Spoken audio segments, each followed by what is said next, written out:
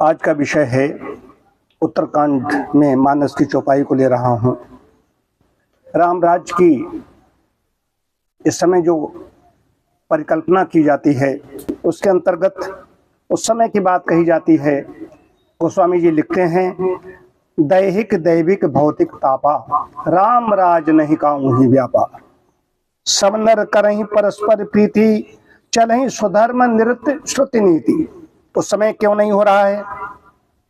जो त्रिताप कहे गए हैं, तीन प्रकार के ताप कहे गए हैं, दैहिक दैविक भौतिक, आध्यात्मिक आदिदैविक और आधभौतिक, ये तीन प्रकार के दुख कहे गए हैं। आध्यात्मिक दुख क्या है? जो हमारी अपनी गलतियों से होते हैं, आध्यात्मिक दुख। आधभौतिक क्या है? आधभौतिक में जो हमें मनुष्य पशु पक्षी इनसे घर से आए, वहां से आए, इधर वहां दूध हमने रह गया, रख के आए, पता चला उस पर किसी ने बिल्ली ने या किसी ने उसमें वो पी गई। आदिदैविक क्या है? जो आपदाएं आती हैं। तो क्यों नहीं ऐसी आपदाएं आ रही हैं? दैहिक दैविक तीनों प्रकार के ताप उस काल में नहीं है। उसके पीछे कारण ये नहीं, राम राज्य की बात है लेकिन नर की बात आ रही। सब नर करहीं परस्पर प्रीति, आपस में प्रीति है। चलहीं स्वधर्म, अपने अपने धर्म का पालन करते हैं। नृत्य श्रुति नीति, श्रुति नीति वेदों के अनुसार जीवन यापन कर रहे हैं। आज क्या हो रहा है?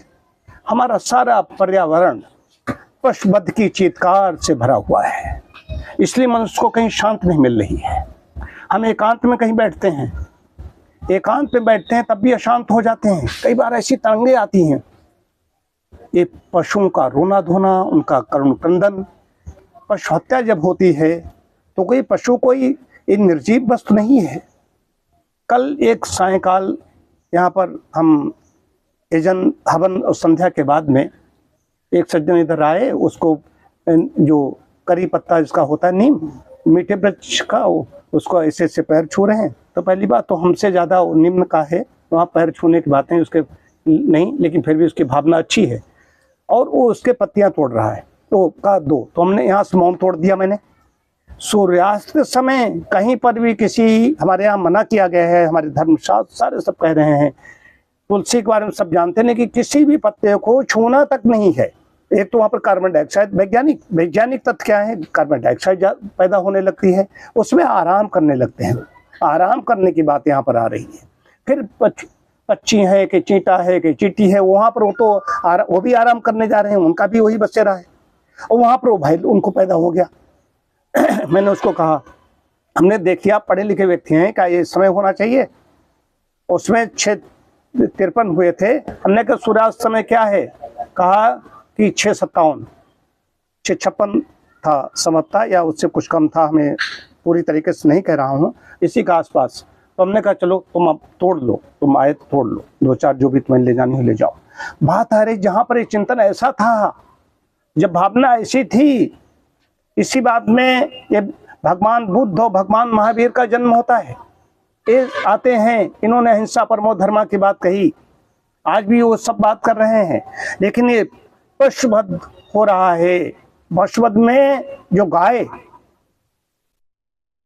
गोवध हो रहा है, सारे पशु को हर सारी हिंसा है। वो चींटी हो, चींटा हो, या बकरी बकरा हो। ये कहावत हम लोग कहते हैं कि बकरे की माँ कब तक खैर मनाएगी। बात ये विषय नहीं है, बकरे की माँ कब तक, बकरे क्या इसी के लिए पैदा हुए? या गोवध किया जा रहा है। ये जितनी त्रासदी आ रही, दैवी आपदाएं आ रही, क्यों आ रही? उसमें कुछ तो मनुष्य का अपना हाथ है। ये पर्वत है, पहाड़ हैं, वो नंगे हो रहे हैं।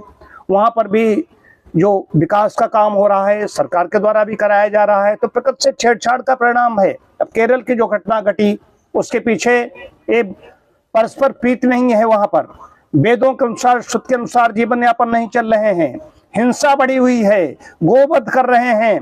डॉक्टर सरल जी ने मुझे भेजा था, उसमें गोवध तो है ही है, बीफ पार्टी कर रहे हैं, और हथनी को अनन्नास के अंदर ऐसे विस्फोटक पदार्थ भर करके उसको खिलाया, उसके अंदर जाकर को विस्फोट होता है। विस्फोट होने के बाद में तालाब में जाती है, उनके पास जीवन होने नैसर्गिक बुद्धि होती है, परमात्मा ने दी, और जिसके अंदर इतनी जलन हुई होगी, कल्पना कीजिए। हम लोग जरा सा जल जाते हैं तो क्या होता है, उसके अंदर पिशाचों ने उसको खिलाया और खिलाने के बाद में वो अंदर तालाब में जाके खड़ी होती जाकर के, और उसके बाद वहीं खड़े खड़े गिर जाती है, मृत्यु उसकी हो जाती है। जहां पर ऐसे पैशाचिक कृत्य होंगे वहां पर ही ऐसी आपदाएं आएंगी। आप कहो पहाड़ों में आ रही, वहां पर भी हम लोग कहीं तीर्थ में जाते हैं, हरिद्वार जाएं, वाराणसी जाएं, ऋषिकेश जाएं, वृंदावन जाएं, ये तीर्थ हैं हमारे, संगम पर जाएं, तो वहां पर हम तो जाते हैं तीर्थ के हिसाब से जाते हैं, ये तीर्थ है, एक दिन रहे 2 दिन रहे चले आए। लेकिन जो लोग वहां पर रह रहे हैं और वहां पर भी ऐसे जो संस्कृत से जो विपरीत जिनके आचरण है, वो वहां पर भी ऐसे कृत्य करते हैं, वहां पर भी ऐसे बद्ध होते हैं, उसका परिणाम है प्रकृति से छेड़छाड़ के का परिणाम है, पशुवध की हत्या का परिणाम है। स्त्रियां अशांत तो है ही है, वैसे प्रकृति कुपित हो रही है, प्रकृति का कहर है। अवश्य में भोक्तव्यम कृतम कर्म शुभाशुभम, भोगना पड़ेगा, कोई नहीं कुछ कर सकता। हम लोग जरा सा कड़ुआ खाते हैं, मीठा खाते हैं, मधुर खाते हैं, अम्ल खाते हैं, लवण खाते हैं, कटु खाते हैं, तिक कसाय जो भी 6 प्रकार के रस हैं, वो वैसा तुरंत हमारी जीभ स्वाद बताती है, फल मिलता है। कुछ फसलें होती हैं 2 महीने में खिलती हैं, 4 महीने में हो जाती हैं, उनको काट लेते हैं।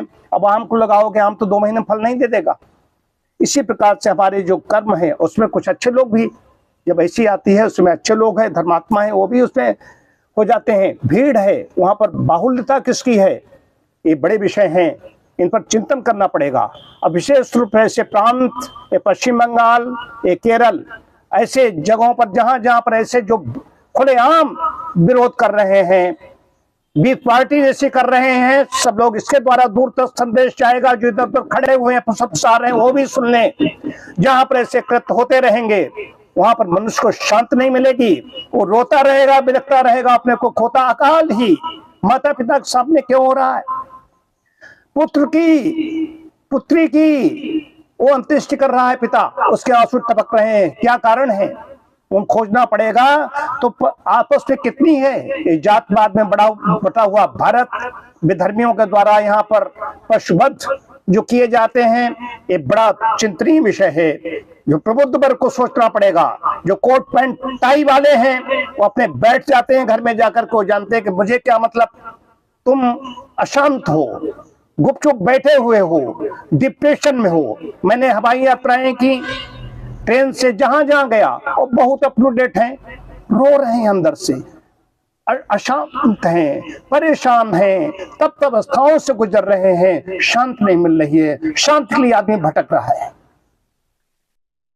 तो ये जहां पर फिर पुनः कह रहा हूं, ये प्रकृति का प्रकोप है, प्रकृति का कहर है, ये प्रकृति ऐसे तांडव करेगी, ये शिव तांडव है। ऐसे लोगों का विनाश होगा जो परस्पर प्रीत नहीं कर रहे हैं और जो नीति के अनुसार नहीं चल रहे हैं, जो हिंसक हैं, उन पर ये ऐसे प्रकृति अपना कहर ढाती रहेगी।